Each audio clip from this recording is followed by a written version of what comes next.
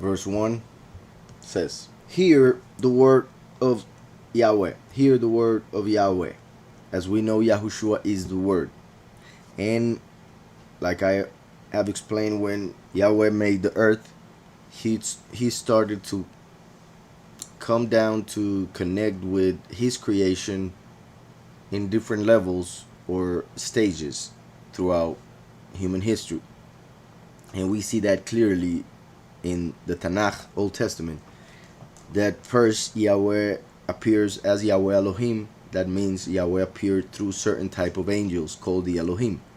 In pretty much we could say that the term Elohim applies to all angels. So in general, he appeared through certain through angels, but then he starts appearing as Yahweh Tsabaoth, which that is a part of the angels who deal with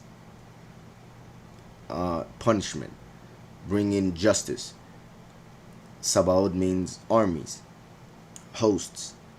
So Yahweh of hosts, when you read that in scriptures, in Hebrew it says Yahweh Sabaoth. That is Yahweh appearing through a type of angels that had a certain job that came from that other greater term, Elohim. So Elohim for all angels, then Yahweh starts to come through certain angels, Sabaoth. But then we start seeing Yahweh appearing to the prophets through his word. So the word of Yahweh would appear to a person, not Yahweh Elohim, not Yahweh Sabaoth, the word of Yahweh. So that means that Yahweh started getting closer to appearing to the prophets through his son, the first Mashiach Yahushua, who had not at that time taken flesh. We see that the prophets to whom Yahweh speaks through his word are the ones that are getting closer to the time in which the word actually manifested in the flesh. So we see how Yahweh is getting closer and closer and closer until he actually manifests in the flesh. So we see here, hear the word of Yahweh, you children of Israel. Obviously, in this case, the way it's being said, I explained it because it is important and it does happen with Hosea, but in this case, this could be interpreted as simple as, hear what Yahweh said, of course. But my point is that the words that are being used are connected to the voice and the word. Hear, the voice, that brings the word, Yahushua, of Yahweh, the Almighty. You children of Israel, for Yahweh brings a charge against the inhabitants of the land. For Yahweh brings a charge against the inhabitants of the land. In that time, and obviously still in the context regarding Israel and the land of Israel, which Yahweh promised the people, they didn't take care of it, so Yahweh brings a charge against them in the land. But since we are in the end times, in which Yahweh is taking over the whole world, which was in the hands of the enemy, then we can take this as general, as the whole land, the whole earth. For Yahweh brings a charge against the inhabitants of the land,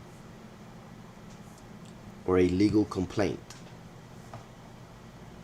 So that shows that in the latter times, as we just saw in the previous chapter, Yahweh will bring a charge because he's coming as a witness to testify against those who rebel against the Almighty. So that's why it's a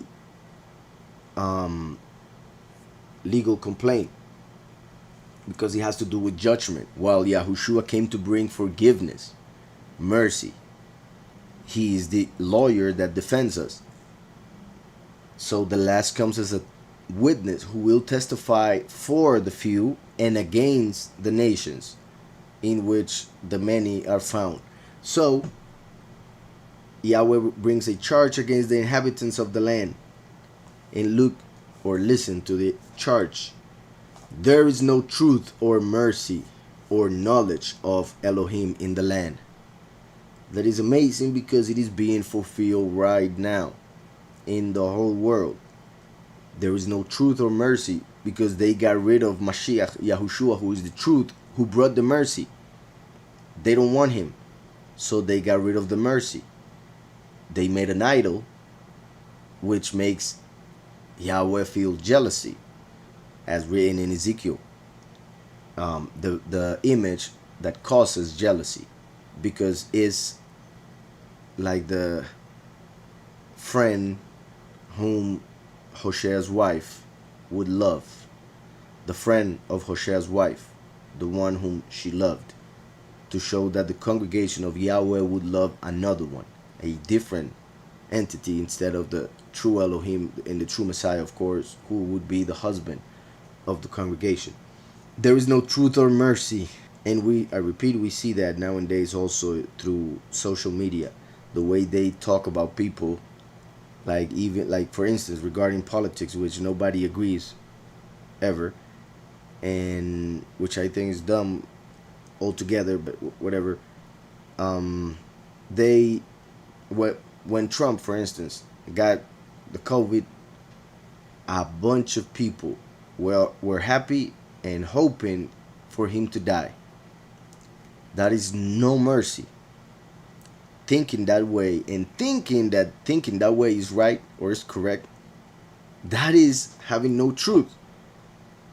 So the fact that people think that hoping for somebody's demise is correct shows that there is no mercy and no truth in this world.